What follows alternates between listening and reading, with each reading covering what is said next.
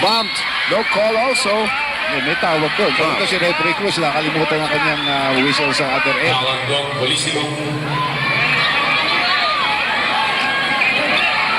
We watch this one. Look at the contortion of the body of Travis. Then we go the other way.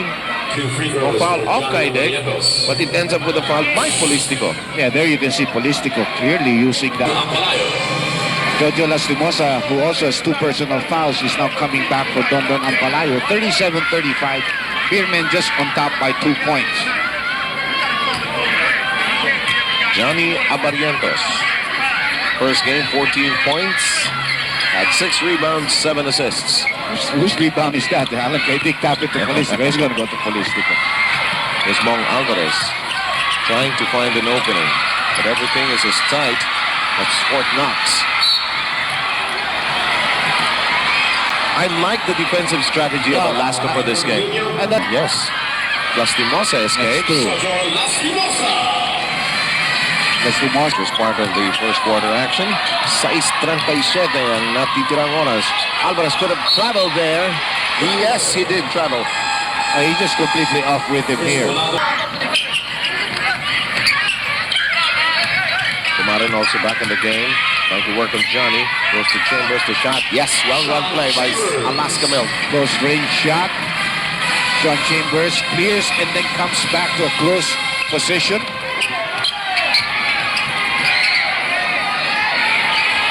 Alvarez unloads. Overshoots. Way off the mark.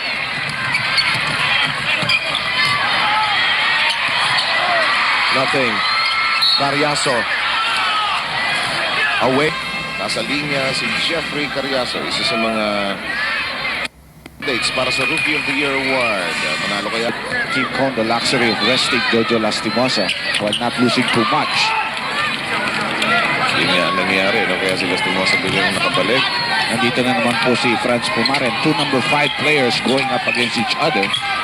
Both coming from 2 very interesting basketball families, of course. Yep. Narito si Jun. Jun says, teka muna. Ito tayo, ha?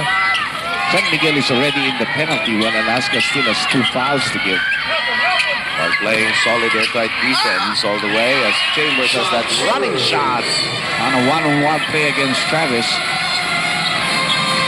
13 puntos mula kay Chambers. Patuloy pa rin ang estratehiya ng Alaska na guluhin ng point guard ng San Miguel Beer mula sa dulo hanggang sa kabilang dulo. And you can see, hirap na hirap talaga sila. Ayan, they cannot even execute well. Sisiguraduhin ni Chambers ngayon. Kaidik cannot get away from Chambers because there's no bodies. Kaidik given this set up, but it's partially deflected, picked up by De La Cruz. No, Polistico can't get a hand on it. Ball will be retained by the Beerman. That eventually, and if the others cannot help out, that team is going to be in a lot of trouble. Estado, no? Dr. Jake? Yeah, isa lang pupuntahan niya. Umaren wants to contribute. Yes, he does. This is a guy who is so wily. With all the experience. Going down to 4 minutes. Of course, we'll break down this first half. Courtesy of Chino and Yang Yang. Of course, our dugout reports with Rich Maniaga and Anthony Sampay. That shot by June does not go in. San Miguel B with a chance to come within 1 or even tie the game. Let's see what they do. France. Nothing. Polistico tiptoes for it. Can he hang on to it? He dives for it. It's down on the floor. It's still in play. It is still in play. It is still in play. And there's a foul. Nung tumalbog sa harap natin dito, safe pa yun. Yes. Hindi OB yun. Caleb Kaidik had a great effort to keep that ball alive.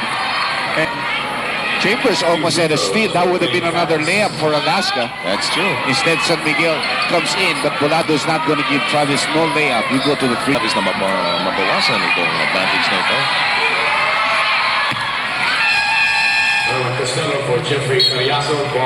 So, Cone has already rotated 3 players on Travis. That started with Lastimosa, then Carriazo, and then Castello now.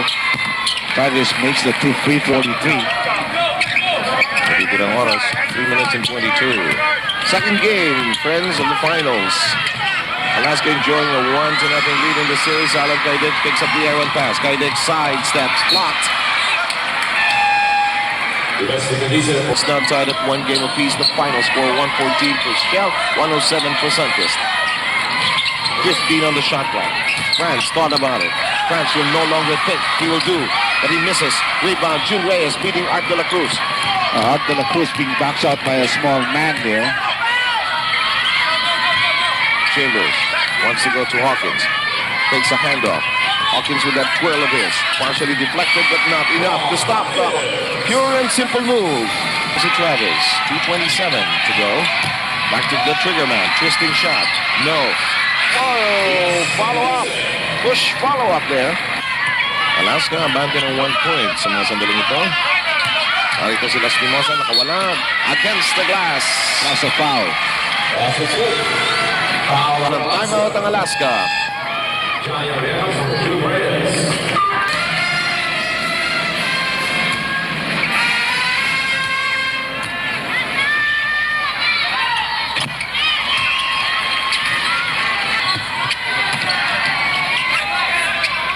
Georgia Lastimosa has padded Alaska's lead to 4 now, 49-45 as we are into the last 2 minutes of the quarter. Great pass by Travis to Art de la Cruz. Oh, great execution. And lamang ng Alaska Mills. Chambers, that turnaround, not working that time. Mananatili out. Ito si Chambers.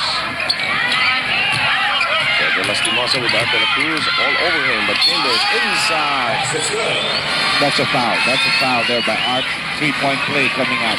Alaska executes so much better, so easier. Parang yung effort, hindi ganun katindi. But you know they're intense, but they're... And they still have a foul to give. Well, San Miguel's been in penalty for quite a while now. That's the foul that Hawkins gave up.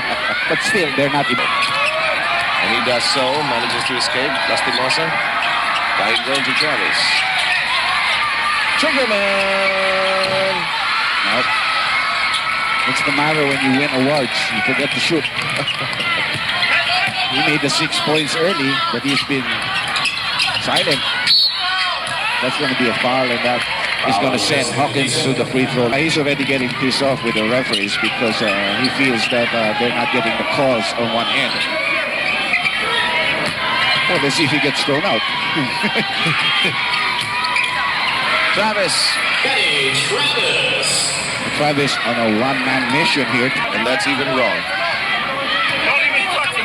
Okay, Dick silent. For quite a spell as 10 seconds are left. Chambers. Suspends himself. Won't work. Will San Miguel have time to put up one last say in this quarter? There was time. Just didn't go in. Ang matapos po ang 24 minutes ng ating game number 2. Lamang po ang Alaska, 52-49.